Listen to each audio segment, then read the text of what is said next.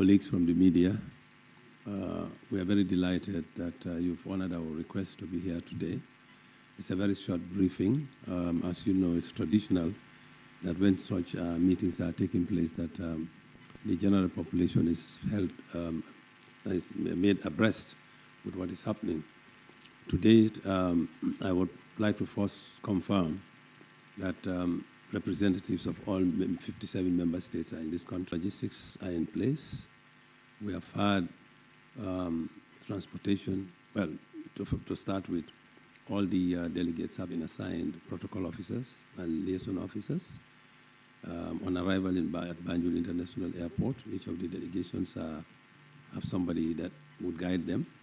We provide transportations from the airport to their different hotels, and this is continuous. The transports have been assigned to them. They've all been lodged in a very comfortable accommodation.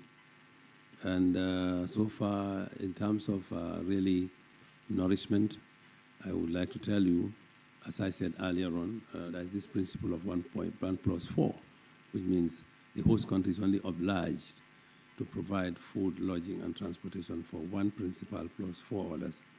But as I always say, in line with our trademark hospitality, we are feeding every delegate that comes into this country. Some delegations are big, some are well over 20, some over 30, but we manage, at least we're providing comfort, nutrition, and transportation for all of them. As we indicated to you, this is a 6-day program. The first 2 days, which was yesterday and the day before, are dedicated to senior officers meeting. And this is the technical kind of group that does all the paperwork. They do all the discussions. They come up with resolutions. It's still work in progress. I cannot tell you at this point some of the details, because yesterday they were in session up to 5 a.m. and they had to adjourn to be able to come back and make conclusions that will be propounded to the ministers. So I just want to state up front that I cannot tell you, we cannot reveal anything as far as their discussions are concerned. This evening, because they stayed here very late, they closed about 5 a.m. in the morning. Today's opening ceremony of the Council of Ministers had to be pushed to 5 p.m. this evening. So I cannot also confirm when that meeting will end. It could go into the wee hours of the next day. So today and tomorrow are dedicated to the ministers' meeting. And then the day after is when the heads of state would convene so it's like a progression. The technical people meet, they argue, they cut the T's, dot the I's, disagree to agree, and they come up with a consensus document, which is recommended to the Council of Ministers. They also look at it, and they then recommend to the heads of state for final ratification. So that's the process. So as I said, everything seems to be going on very well. Our delegates are all upbeat. They are conducting their meetings in comfort, and we look forward to a continuation in that kind of atmosphere. So thank you very much. Thank you very much, CEO. I appreciate those comments. And to add on to what he says about regarding the logistics, I think everybody that's been inside the center can see what is in place for the summit and believe that Gambia is ready to host this summit. As he said, the meetings have begun already, and delegates that have been coming in, we've been hearing remarks from them that they were actually happily surprised to see the state of the center as it is and the resources that we've been deployed, whether it's for their accommodations, transportation, inside the conference center and eating. So seeing is believing. A lot of people didn't think we'd actually get to this point, but alhamdulillah, here we are. And on that note, I'd like to ask His Excellency, the Minister of Information, to make a few remarks, please. Excellency. Thank you very much. Am I audible now? Yes. Thank you. I think I'll just have to buttress on what the CEO has said, that everything is in place. Logistics-wise, the heads of the different governments will start coming in tomorrow, Friday, foreign ministers are already in town, and what is important is that there's 100% representation. It means that all OIC member states are represented in the Banjul summit. Now, the preparatory phase is going on. The senior government officials met in the past 2 days, coming up with resolutions, preparing the communique and the declaration, the final declaration, on issues ranging from the Palestine-Israel conflict, issues on women, youth, and other issues affecting the Muslim world. So we cannot go into those details because those things have to go to the Ministerial Council. Tomorrow is Thursday, huh? No, today and tomorrow, and the heads of states and governments will, on Saturday, they'll make the final communique and the final declaration. Logistics-wise, I think everything is in place, from protocol to security to accommodation to vehicles. Everything is in place to pick up the other delegates at the airport. Media-wise, coverage is good. We are set. So far, so good. The event is a success. So far, so good. Let's keep fingers crossed that it will continue like this. But we have no doubt that it will continue like this. And come Sunday, May 5th, when the event is over, we can boldly declare that it is a success. What is important is that everything so far is in place. 57 member states are represented. Logistics 100%, security 100%, protocol 100%. Administrative bit has been going on for the past 2 days without any issues. So as we speak, there are no glitches, there are no problems. And yes, so I'll let Nfali to now give us an update of what is happening. Thank you. Thank you, Honorable Minister. We appreciate that. Let's go straight to Mr. Federa, who will give you the update regarding the issues surrounding the summit.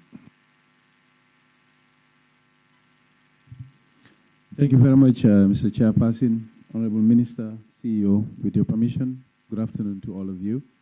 My name is Mfali Federa.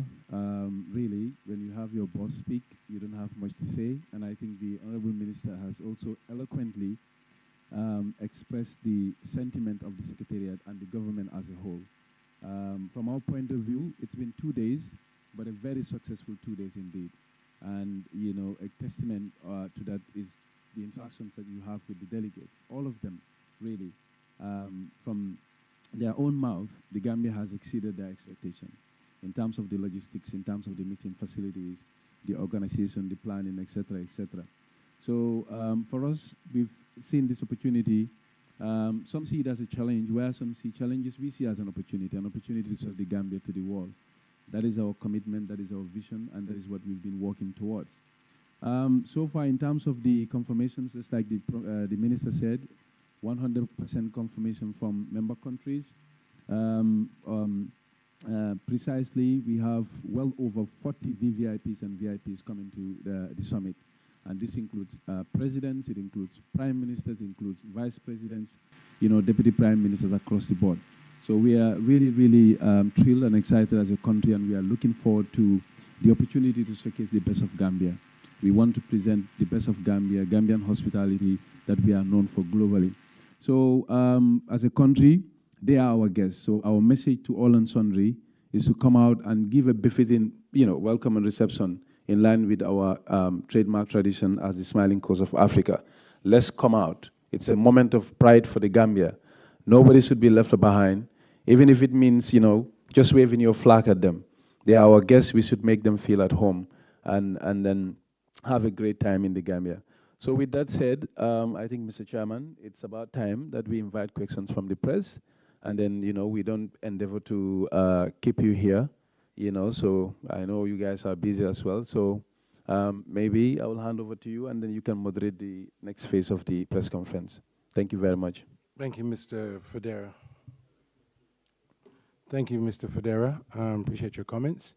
And just before we get to the questions, just remember, this project has been at least 5 years in the making to get to this point. So a lot of what we're seeing now is the final ramp up to making it happen. But behind the scenes, there's been a lot of work, a lot of talking going on. And His Excellency the President has been extremely supportive of the whole process throughout this. I'm sure Ambassador Dibba and his team will tell you that. So for us, it's a moment of pride, and Gambians should be really proud that here we are. Who could think a small country like Gambia could have an OIC summit? a conference, a summit, which is second only to the UNGA, and it's happening in the Gambia, and we're making it happen. So, alhamdulillah, let us all have that sense of pride, and let us all carry that positivity with us. On that note, we'd like to invite some questions from the press. Please, we have a microphone over there, so if you can put up your hand, and then when you speak, say, please give us your name and the media house you're from. Thank you. Questions? Please stand up so we can see you. Maybe you can talk. Maybe we can hear you anyway. No, go ahead. Go ahead, Sangule.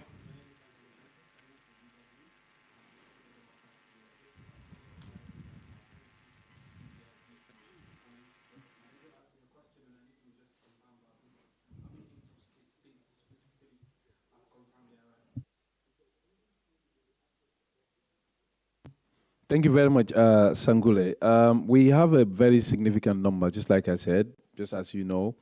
The movements of heads of state, is subject to changes. We are seeing additions, but we are also seeing numbers coming down.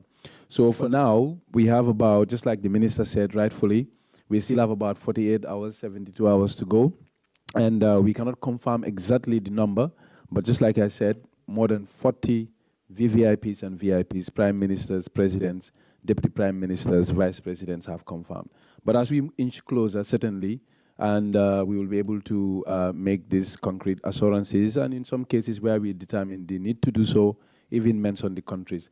But as you also know, due to the prevailing global peace and security condition around the world, we cannot also kind of divulge some of this specific information as to the movements of heads of state and VIPs. So, but that being the case, I can assure you, you can tell your editor safely that definitely we are indeed expecting, quite a number of VVIPs. Thank you. And yeah, go ahead.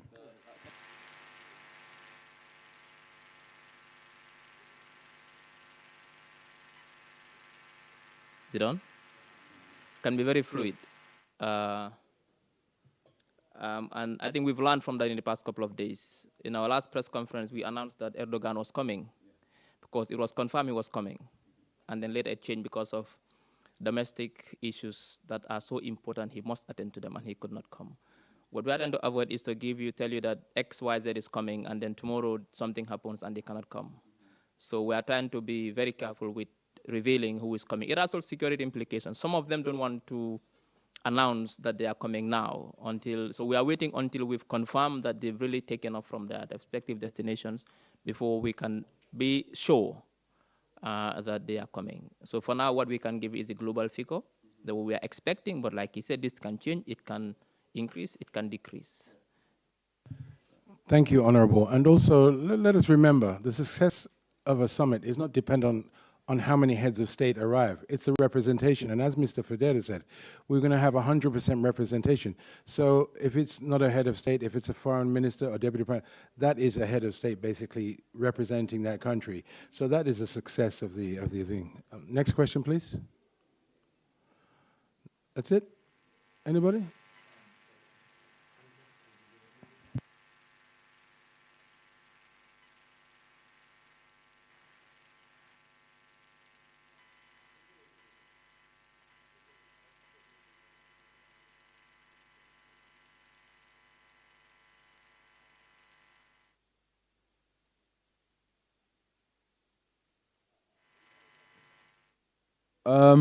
The schedule for bilateral meetings are, for lack of a better word, or just like the name suggests, are bilateral arrangements between two countries. Usually they are held in closed sessions. I'm not sure I understand your question well, but we are not really very much privy to the bilateral arrangements that take place between countries. But I know as far as the sessions are concerned, the preparatory ministerial meetings, as well as the senior official meetings, are out of bounds for the media, except for the opening. So I don't know whether that truly addresses your question, but in terms of the program, we are not able to make that public. But what we can definitely make public, and I'm happy to share it with you, is the program for the summit itself, the work program and the agenda. We can make that available.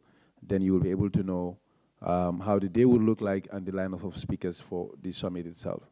Yes. Mm-hmm.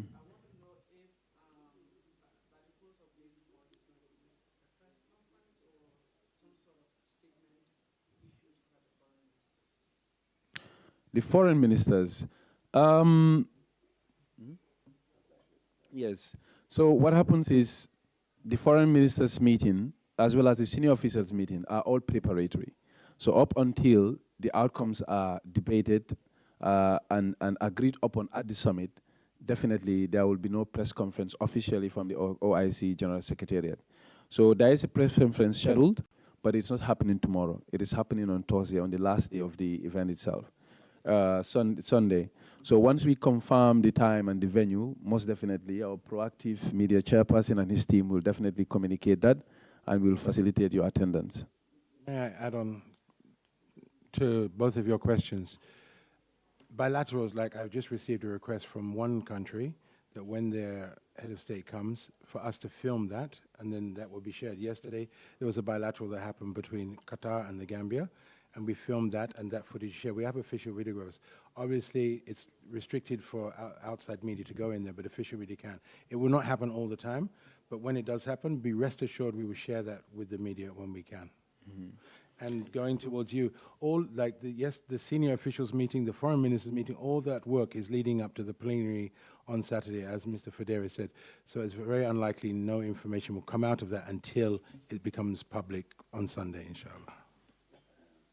If I may, just to supplement what the last two speakers said, yes, there are bilaterals happening, but in our logistics and administrative announcements, we've told member states that they can indicate by applying. We know when you have such meetings, there's always the opportunity and potential that countries, find it, very convenient. Instead of paying fares, traveling all the way, if you meet your colleagues, it's good to have certain bilateral discussions. And these are going to happen, as he quoted Qatar, did one yesterday. We have some already who have indicated, and we'll be making provision for that. So, but these are not the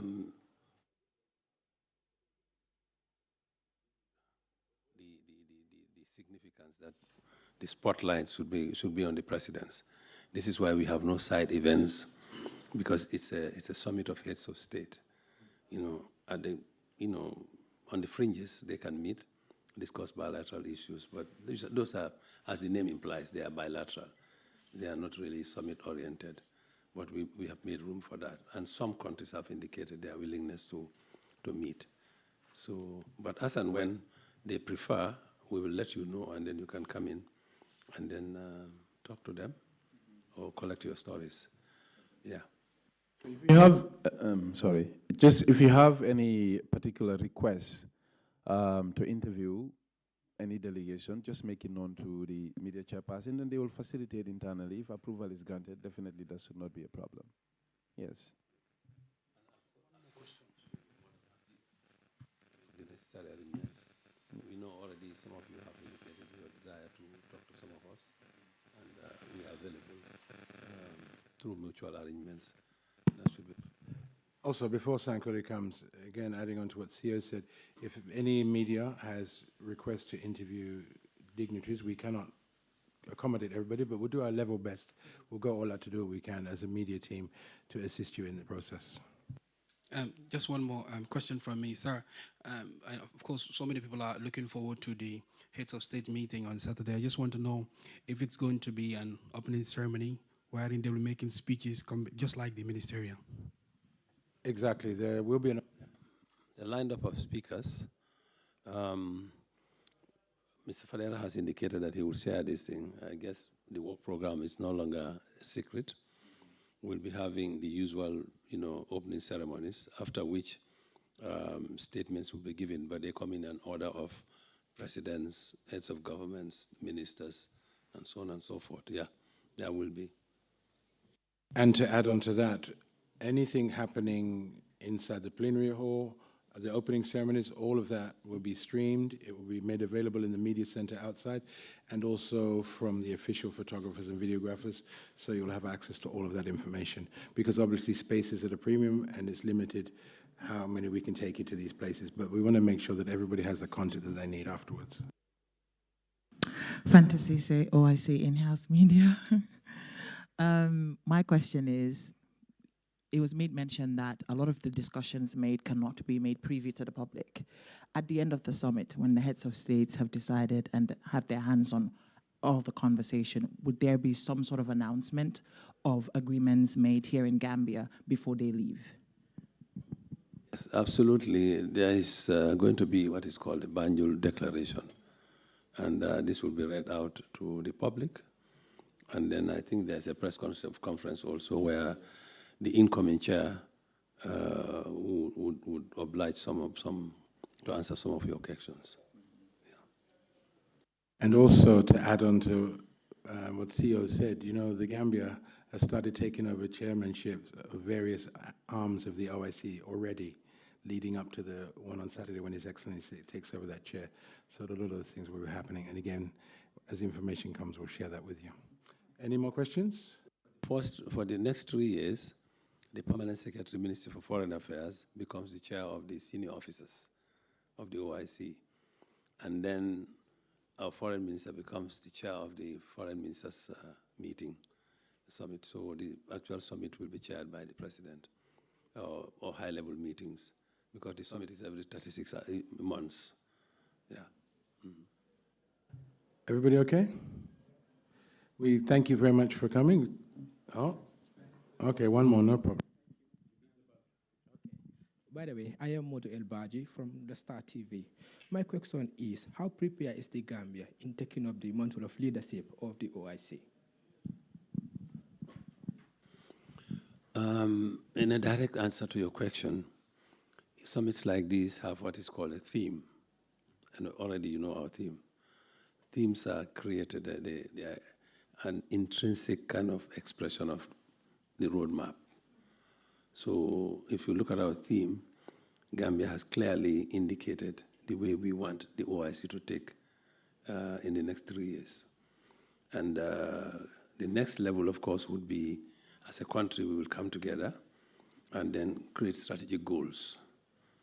Arising from the goals, we will have our immediate objectives, and we'll have an implementation plan and a way of checking the deliverables, whether the goals that we have set ourselves are on course or not.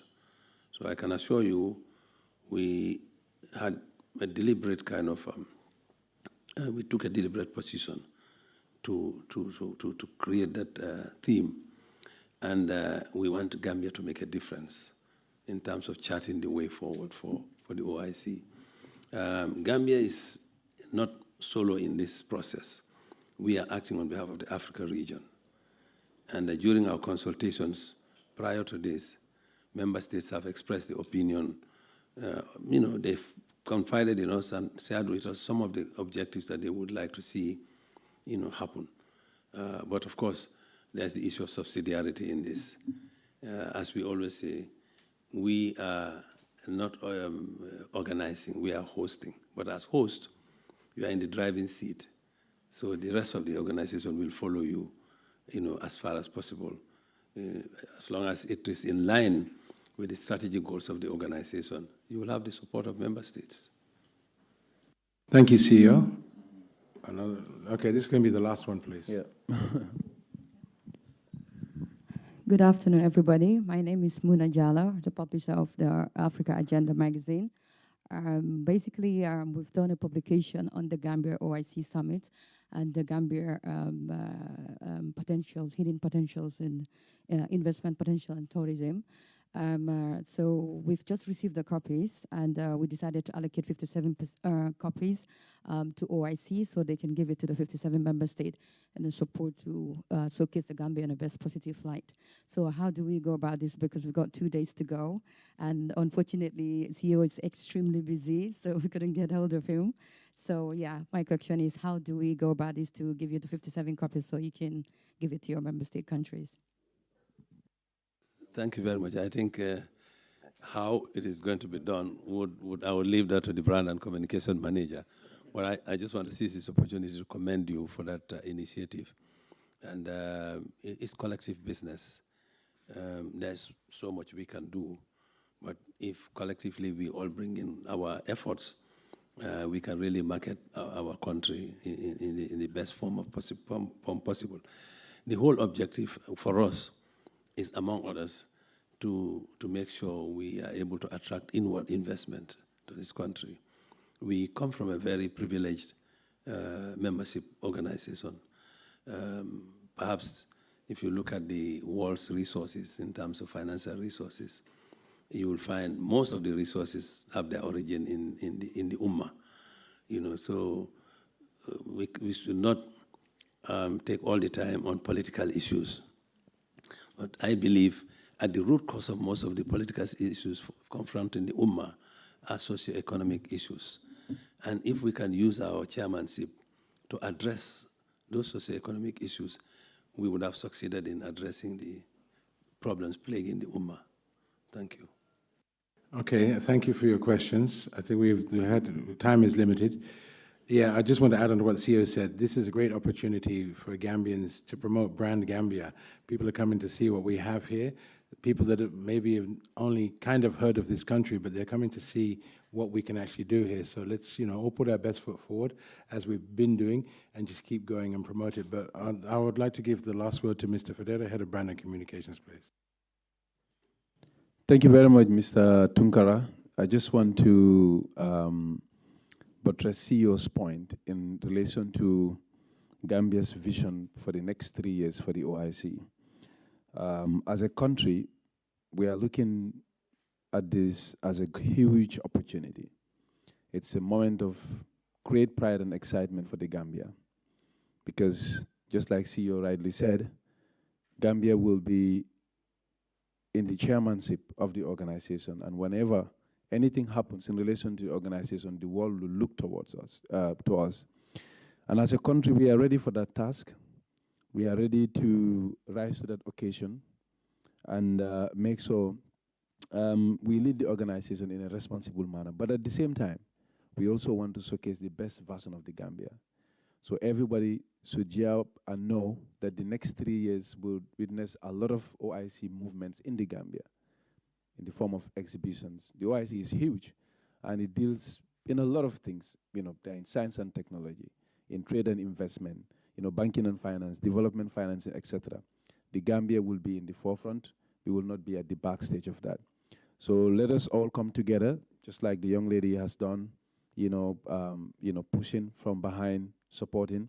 Anybody that is out there that is interested in the things that the OIC is, in fact, I'm sure CEO would, at a more opportune time, come to indicate that we will, in fact, have a national conference on how to approach the Gambia's next 3 years, to involve everybody and make sure no one is left behind, from the private sector, the public sector, the CSOs, everybody.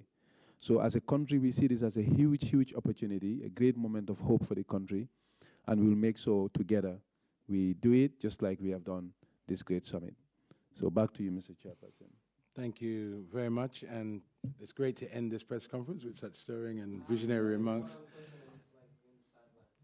Well, we asked a question. Okay, go ahead, please. Nobody left out. Thank you so much. This will be great. So, my name is Aliou Diallo from the FATU network. Basically, my question is, we understand that we have a lot of guests that will be coming, and then we understand there were plans to have some planes parked in Dakar. We wanted to understand how many planes will be parked in the Gambia and what are some of the financial implications it will have on the Gambia. Thank you.